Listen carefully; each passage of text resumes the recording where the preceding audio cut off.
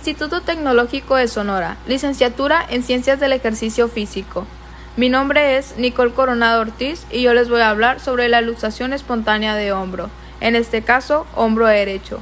Profesor a cargo de la materia, Dr. Walter Sandoval. Como definición del tema, tenemos que la luxación o subluxación de hombro es de las más frecuentes de todas. Puede llegar a ser inestable y en algunos casos dar lugar a artrosis. La artrosis es una enfermedad degenerativa del cartílago articular y esta da como consecuencia que el hombro salga y entre muchas veces. El hombro tiene una serie de factores estabilizadores que hace que no se luxe tan fácilmente. Estos son factor estático y factor dinámico. Dentro del factor estático encontramos la geometría articular, que hace que la cabeza del húmero embone perfectamente con lo que es la escápula y hace que ésta no se luxe tan fácilmente. También tenemos lo que es el ambrum glenoideo, que es un fibrocartílago que prolonga la concavidad y que hace que cuando se daña, ocasiona que la cabeza del húmero se siga saliendo. A esto le llamamos luxación recividante o luxación espontánea de hombro. En el factor dinámico encontramos los músculos rotadores y movilizadores primarios, que son deltoides, dorsal ancho, pectoral mayor y redondo mayor. También tenemos a los músculos estabilizadores primarios, que son subescapular, supraespinoso, infraespinoso y redondo menor. Aquí podemos observar la anatomía del hombro. Primeramente lo que es la estructura ósea, tenemos lo que es el húmero, la cabeza del húmero, lo que viene siendo la escápula, el proceso coracoides, acromion y la clavícula. Aquí encontramos lo que es el ambrum glenoideo, que le da mayor estabilidad al hombro. Y en la siguiente imagen es importante identificar a la cápsula articular de la articulación glenumeral, que al igual le da mayor estabilidad al hombro y esta se encuentra aquí. En la siguiente imagen observamos los ligamentos que se ven afectados después de una luxación. Estos suelen sufrir elongaciones o daños, como lo son en el ligamento glenumeral superior y en el ligamento glenumeral inferior. En esta imagen podemos observar lo que es un hombro normal. Después tenemos lo que es una luxación anterior de hombro, que es el desplazamiento de la cabeza del húmero hacia adelante, y después tenemos la luxación posterior de hombro, que es cuando la cabeza del húmero se desplaza ligeramente hacia atrás y el aspecto que da una luxación de hombro, ¿no? También en estadísticas y epidemiología tenemos que la inestabilidad de hombro es una lesión frecuente, especialmente en individuos jóvenes cuya incidencia se estima entre el 1 al 2% de la población, un porcentaje muy alto favorecido por ser la articulación con mayor movilidad del aparato locomotor. Esto lo dijo Villanueva en el año 2019. En Mérida, Yucatán, en el año 2016 se realizó un estudio en donde 68 pacientes se reportaron con eventos de luxación glenumeral.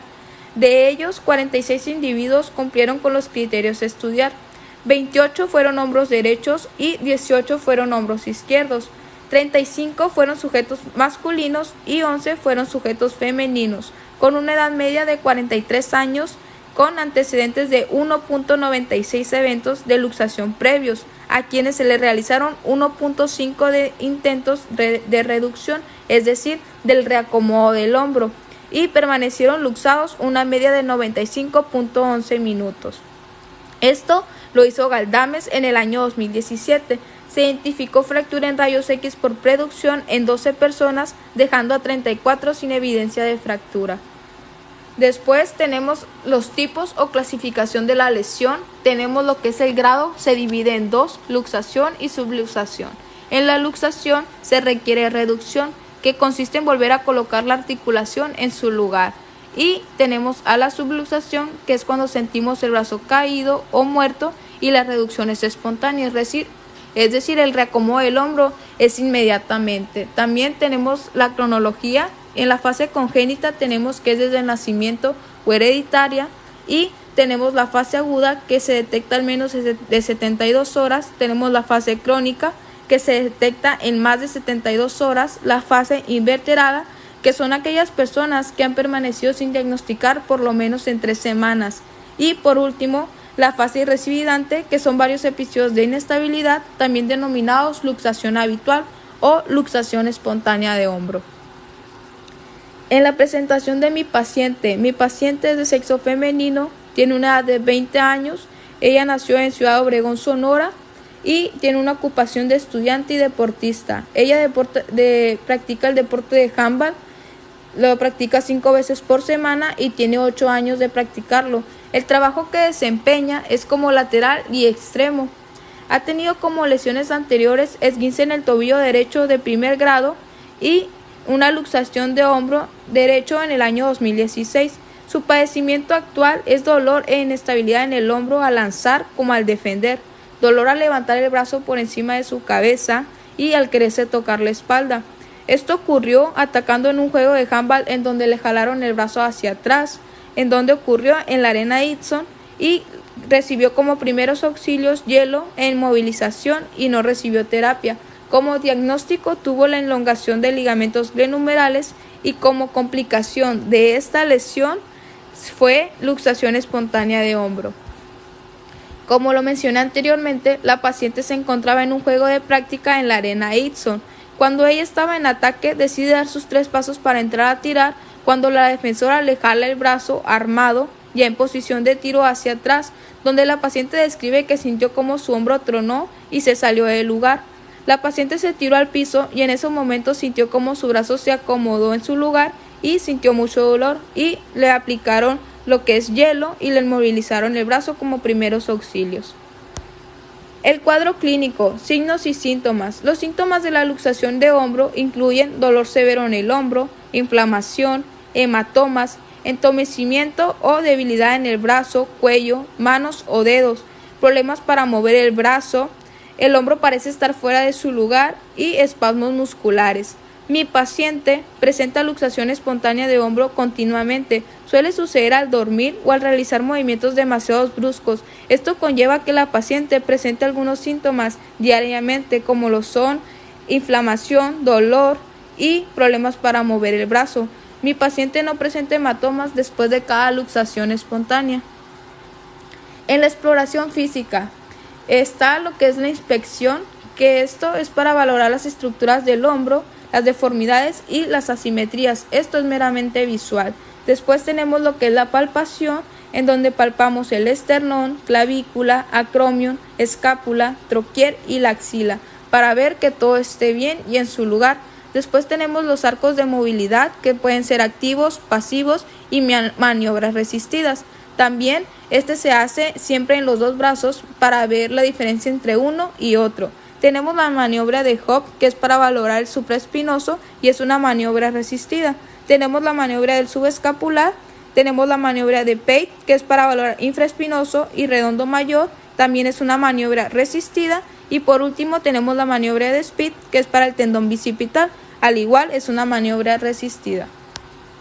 En el diagnóstico, para diagnosticar esta luxación, tenemos lo que es la radiografía simple. Se piden, o las más comunes son antero-posterior en rotación interna y rotación externa. En algunos casos se pide la radiografía axilar cuando no se alcanza a ver el daño en la antero-posterior. También tenemos lo que es la resonancia magnética cuando no alcanzamos a ver el daño en las 2 radiografías anteriores.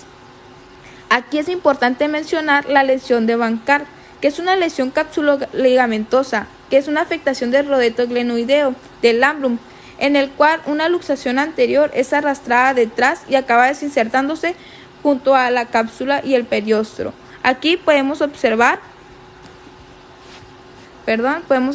la cabeza del húmero. Aquí tenemos lo que es el labrum glenoideo y la lesión de Van Cart se inserta aquí. Tiene lugar en la parte inferior del labrum y hace que la cabeza del húmero se luxe fácilmente o tenga inestabilidad continuamente. El tratamiento y manejo de mi paciente. A mi paciente se le manejó por 6 semanas. Esta tiene una fecha de inicio del 23 de marzo y se trabajó 5 días a la semana, de lunes a viernes. La primera semana se utilizaron ejercicios de flexión y extensión, hielo y masaje. La paciente dice que sintió debilidad al realizar los ejercicios y sintió menos carga por el masaje y el hielo, y tuvo un 20% de mejoría. La segunda semana fueron ejercicios de abducción y aducción, al igual hielo y masaje, y la paciente describe ya no tener dolor en el cuello y siente más relajado el brazo. La tercera semana fueron ejercicios activos y resistidos, al igual hielo y masaje, y ella describe tener más fuerza en el hombro al realizar los ejercicios. En la cuarta semana fueron ejercicios activos para flexo-extensión de codo, hielo y masaje, y ya no siente dolor en el hombro al realizar los movimientos de lanzamiento, ¿no? Después, la quinta semana fueron ejercicios activos de rotación de hombro, hielo y masaje, y ella describe sentirse más fuerte y puede realizar todos los movimientos que antes no podía. La última semana fueron ejercicios de estabilidad, y hielo y masaje. Se siente con mayor estabilidad en el hombro y sin dolor, y pues tuvo una mejoría del 100%, ya que ella puede realizar todos los movimientos que antes no podía. Aquí son algunas fotografías de mi paciente realizando los ejercicios. Esta, en la última imagen, es una hombrera que la paciente usa para realizar todos los movimientos que habitualmente no puede hacer, para la mayor estabilidad del hombro y para sentirse más confiada y segura al realizar estos ejercicios. Las complicaciones de la lesión. La mayor complicación de la paciente es la luxación espontánea de hombro, ya que esto sucede por la luxación espontánea de hombro que ella tuvo en el año 2016, y al no atenderse de manera correcta surge esta complicación, que son las luxaciones habituales o luxaciones espontáneas.